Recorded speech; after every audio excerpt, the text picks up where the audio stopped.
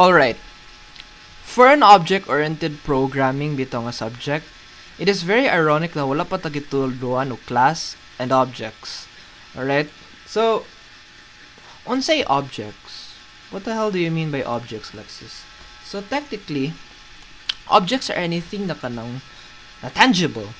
Okay, anything na mo masini mo. Let's say, for example, this ball right here. Kanin siya, bola, basketball. Kanin siya. Now, here's the thing. Objects can be it's a tangible na siya, and then it contains attributes. Let's say, for example, kaning ball is round. This ball is color orange. This ball is bouncy. Nga na. Muna siya yung mga attributes niya, or like mga characteristics niya. And then objects also have behavior. Okay, this ball can bounce. Alright? Let's say kani siya. This ball can bounce. Dung, diba? Kana siya. So, mo ni siya, let's say, ang ball sad, pwede sa di siya ikuan. Let's say, pwede ni siya mapass. Kana siya, pwede siya ipasa ang bola. Pwede siya ilabay. Pwede siya shoot. Kana siya. Muna siya ang kaning kuan niya. Kaning examples of an object. But in a programming na context, it's actually the same. Actually, like, essentially, like, ang concept yun, it is very, very, kanang the same. Like, okay, so, object-oriented programming is a programming paradigm that basically deals with objects. Kana siya. So, you could basically model your program around the concept of objects. Kana siya. So, let's say, so, let's go diretso. So, I hope na short rin siya. So, in order to make objects, or to be able to use objects in programming, we're going to define a class. So, unsa na siyang class? Class are basically kanang mga, think of it as blueprints na makahimo ka og objects from it. Muna siya.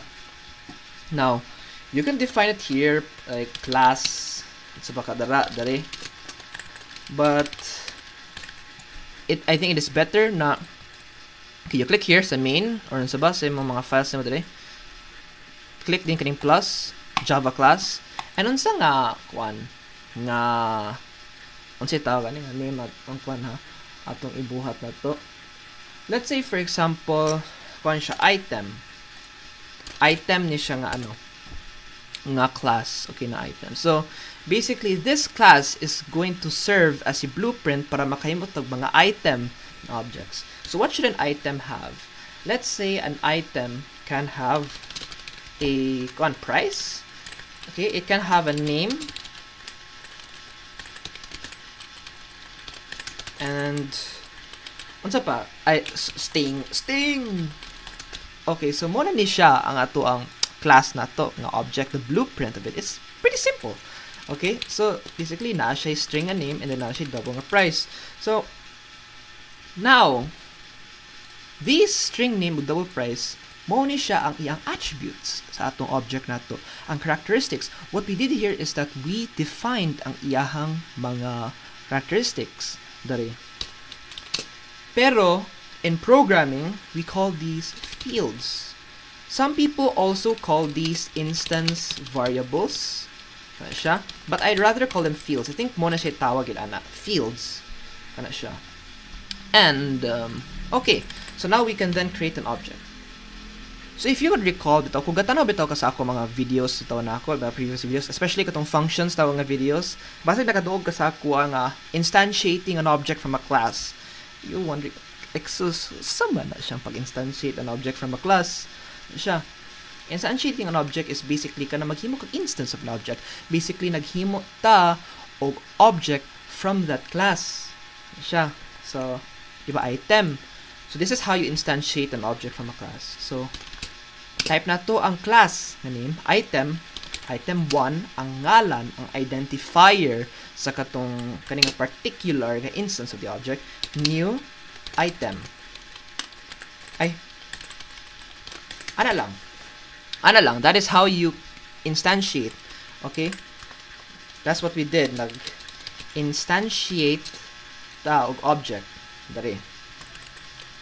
So, now, because naatay mga fields ani, we can define kung unsay kuan ani niya kaning mga unsay ngalan sa kaning particular nga item ug unsay price sa kaning particular item.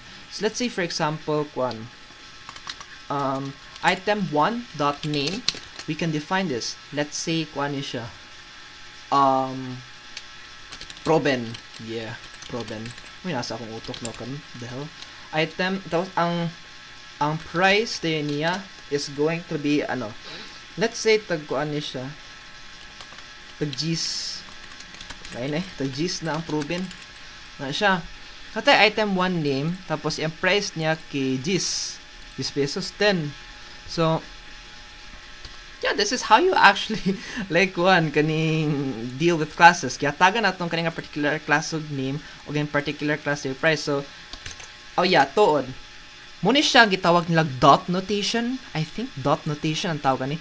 Basically na kung mag-access gani ka og fields or unsa ba kadara something inside a class, you place a dot and then i-type din nimo ang field or anything na gusto nimo i-access ka na nga file. Nga class. Kay di ba item 1 dot name, i-access nato ang name sa kaning kuan object and then gi-mutate nato. We added proben na string and then ang price yan ay 10.0. Yan siya. So we print item 1 is a item 1 name, its price is its price is kuan item 1 dot price. Ayan siya. Let's run it. Okay, item 1 is a proben. Its price is 10. Oh. Ayan siya. To make it better. Diba? Kana. Ayan siya. Now, we can then remember na we're dealing with objects. Objects can also contain behavior. Okay? So how unsay tawag sa behavior dari in programming? We call these methods. Now, this is how you would do it. Or eat, di ba ka eat? Let's say use.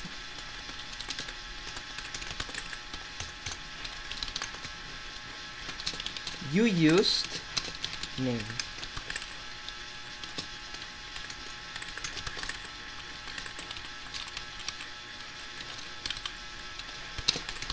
You use name, kani siya. Dot. Diba? So, diba, nag-ano ta dari? Item 1, dot. Use. Nag-access ta o usa ka method niya. Item 1 dot use. And then, you used proben. Now, if you notice, Alexus, mura lagi ni siya function. It is a function. Methods are functions, which methods are functions na kanang that belongs to a class. Muna siya. Now, if you notice something, whenever we code something in Java, bitaw, we always put it in a class. So you would then tell me, or siguro makaingon ka nga, so all functions in Java are methods. Yes, like kind of. Kana siya. Like almost all, yeah, I think tanan gyud. Tanan functions sa Java is methods gana siya, considered as methods because kuan magid sila na magid sila sa sulod magid sa ka class. So essentially, yeah. It's kind of true. Kana siya. So item 1 dot use pwede na to ma-use, diba? Ano siya behavior niya? Or let's say unsa pay mabuhat na to ani. I think prog mo naman siguro na void throw south, you threw away name.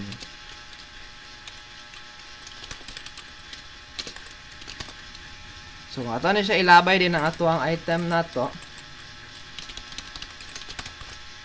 Well, void use throw. Ay wait, kay ko man din siya. Item. Yeah, that's a bad name.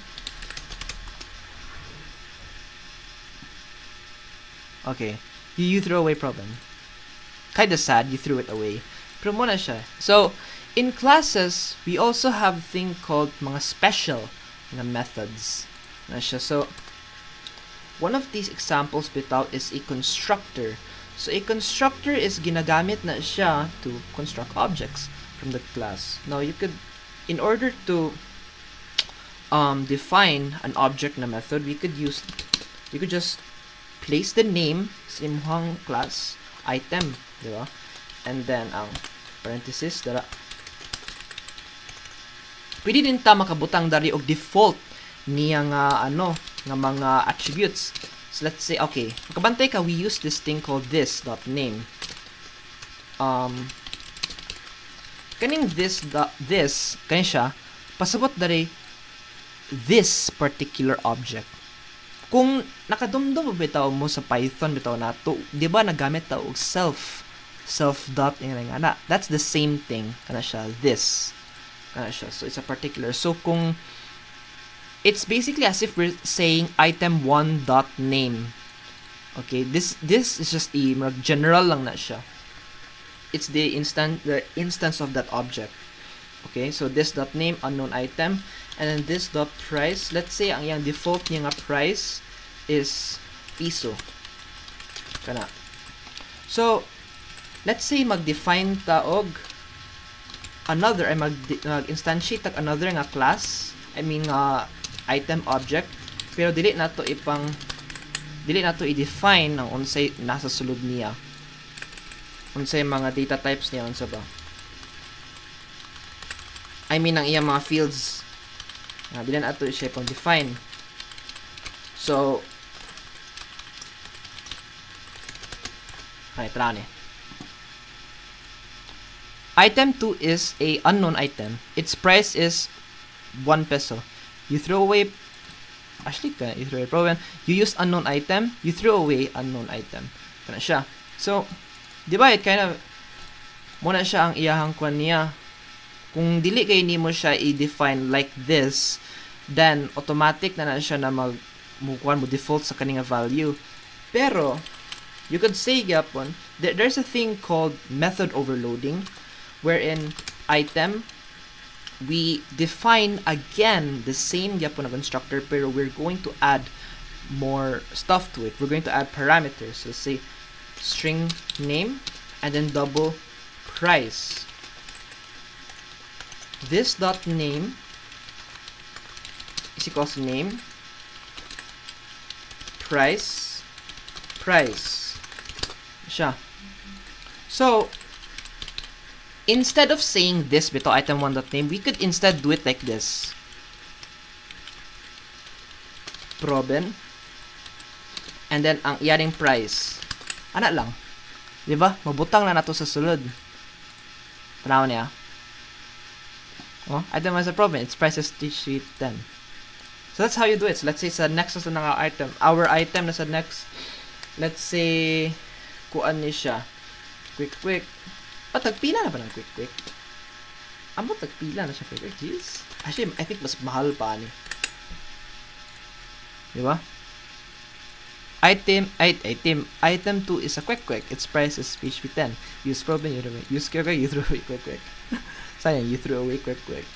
But yes, this is how you would use classes in Java. Kani siya. Okay, we defined, to summarize it, we instantiated an object from this class. Okay, kung gusto ka makagamit or maka-access siyang mga attributes niya, siyang behaviors niya, yung fields or methods, you use a thing called dot notations. Kani siya. And then, and then for the corresponding dayon nga field of attributes, so if you want to use the use attribute, you use dot, and then a name din sa kato nga kwan dayon. I mean, the use method. So dayon, mo siya ang yung fields, mga variables na siya nga nasulod sa class. Fields ang tawag ana nila. And then kani siya, this is what you would call a constructor. You can use this to construct a particular object. And you could then define again the same nga method. This is what you would call method overloading. Void use kani siya, mga methods ni siya, mga behaviors sa kani nga particular nga kuan na object. So magsugod ta og code do sa ato ang kuan nato sa kani murag example nga program. So usab bitaw sa mga projects bitaw nato karon bitaw is gipahimo ta og murag kiosk bitaw nga system bitaw. So piatong PIT nato karon kay mag-order lagi daw and nga na murag may items and stuff.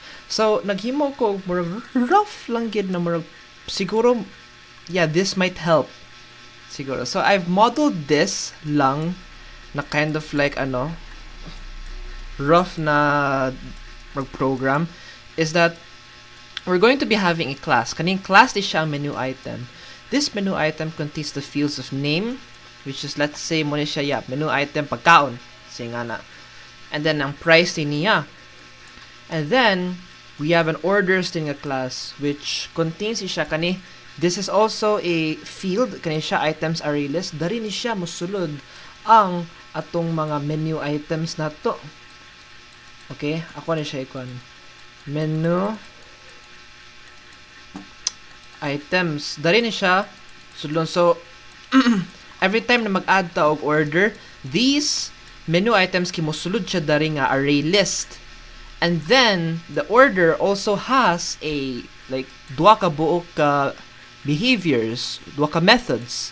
Na siya calculate price, which is mag-return ni siya og double, and then add item then, which basically ang ginabuhat niya is that i-push niya sa kuan sa array list ang katong items na to. So this should also contain itong menu item, itong item na gusto nato ibutang sa array list. Ayan na. So let's try modeling it.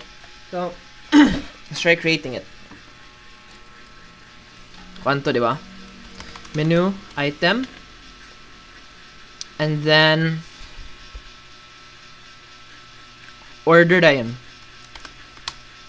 Usawa na to kay nadotay daw string name and then double price. So order din na to is that narin tay daw kaning, so kalisod ba gani? Items array list, no? Item array list kani siya, import array list. Ang sulod ani niya is kaning menu item items kani siya. Pero eksakto man tayo na siya, yes. And then narin tay mga pila din kabuok, no? So calculate price, mag-return ni siya og double, calculate price, and then item. Ana. Akto naman siguro na. Actually, not sure why nga ga-error ni siya. Missing return state. Ay, okay. So for every menu item in items, item dot price. Okay, so dapat na rin tay di ba sa tungkol na to is, tuod kalimot ituod ko, dapat ang ato ang order na to is naani siya double total amount. Inga lang ang total amount, kaya kalimot ko so total amount plus equals item dot price. Ito din return ang total amount na yun. Nga na, pwede naman ta void add item, which dapat siya menu item items dot add item. Nga naman siguro. Okay, let's try dayon og define din ang atong mga menu items. So let's instantiate ang, let's create a constructor to make this more organized. So string name double price, and then natin tay din dari this dot name is equals to name, this dot price is equals to price. Kana siya. And then next day nato dari is mag-instantiate na ta. So usa sa mga menu items sa to dari is menu item 1 burger. Ang i-adding price din niya is let's say 50. Kani dayon is that let's say dayon ta. I think mas better kung magbuthimo din ta og void show contents for every menu items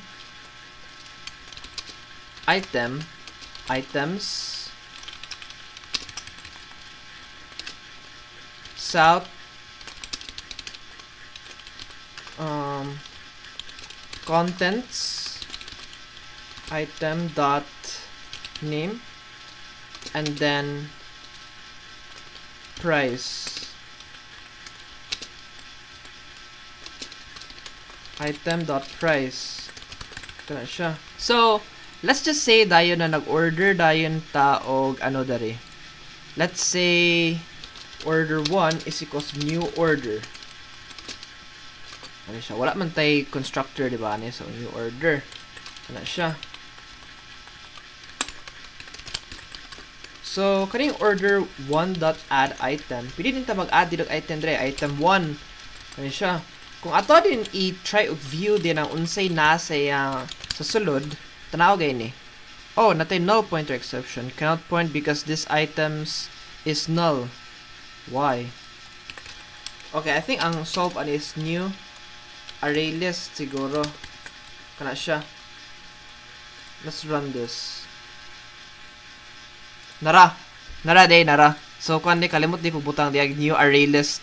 Kana siya, so burger price. So I think murag ako din siya na mali na ako o kuan. Let's see kani. Spacing. Okay, so contents of the order. So mo ni nakabutang dayon, di ba? Item name, burger price sa burger niya, tapos ang price is 50, name sa price ina nga na. Actually ako gusto gid ko mag try himo dig scanner dayon. Di gusto na ako siya na medyo interactive din ba. So what do you want to order? Type 1 for burger, type 2 for spaghetti, type 3 for fries. Butan nito dari dayon. Menu burger. Type 1 for burger, type 2 for spaghetti, type 3 for fries. Ato na siya ikon dali. Dayon kay butan ni tag while true. So butan ni tag kuan dayon static scanner string lang to because so choice is equals to scanner dot next line if choice dot equals 0.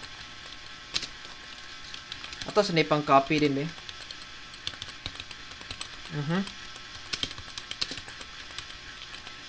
Two or 3 and then item dot add or diba ka na siya kuan order 1 dot add item 1 ana. So order 1 dot show contents nga ni i-try do na ko ni. Okay, what do you want to order? Menu burger PHP kuan. Okay, let's try to improve the derive kanimurag ang niya. Let's add a little bit more spacing siguro kay murag grabe siya ka Okay, what do you want to order? Ang menu niya kasi type 1 to get. So let's say 1 contents of the order. Wow, chuy, wala pa siya contents of the order. Order 1 that show contents. Bitaw kay nga naman siya. 1 that add item. Ay wait, kikuan man din siya string, di ba? So we say here this Busa de. Busa de ko yati. Okay, so type 1 burger. So contents of the order is kani. Ato pa di siya add pag ko me. So what do you want to order? Let's say gusto ko mag-order og isa ka spaghetti.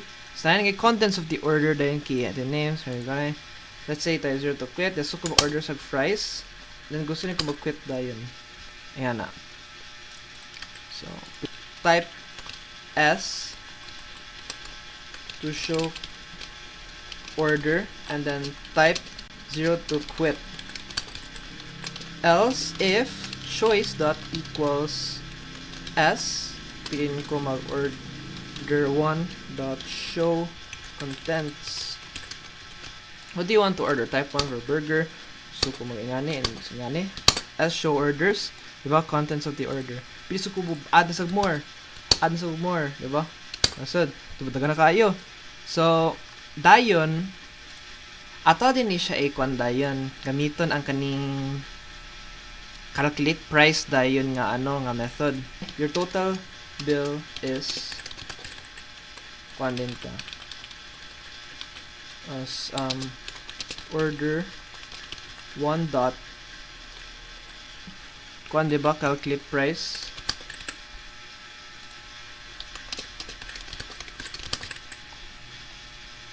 ano.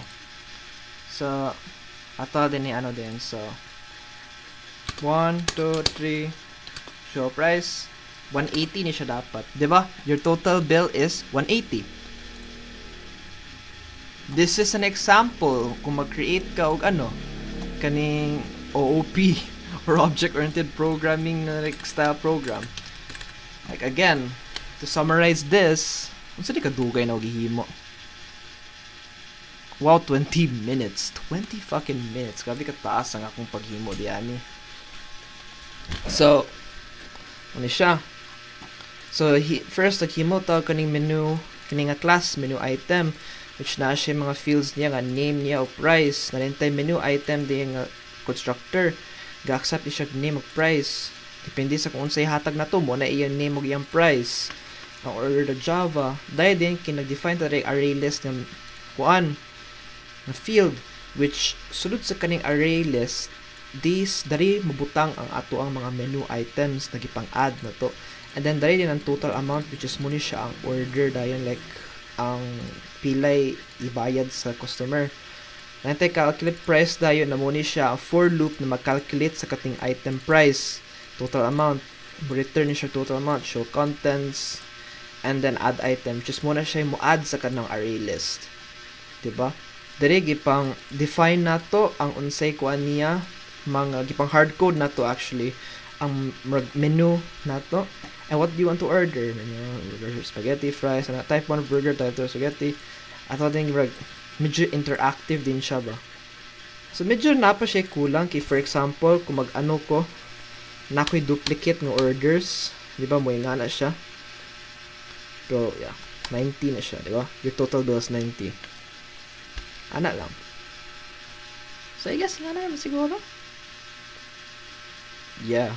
Taas-taas din siya na paghimo na ba? I think dagan kikog makat.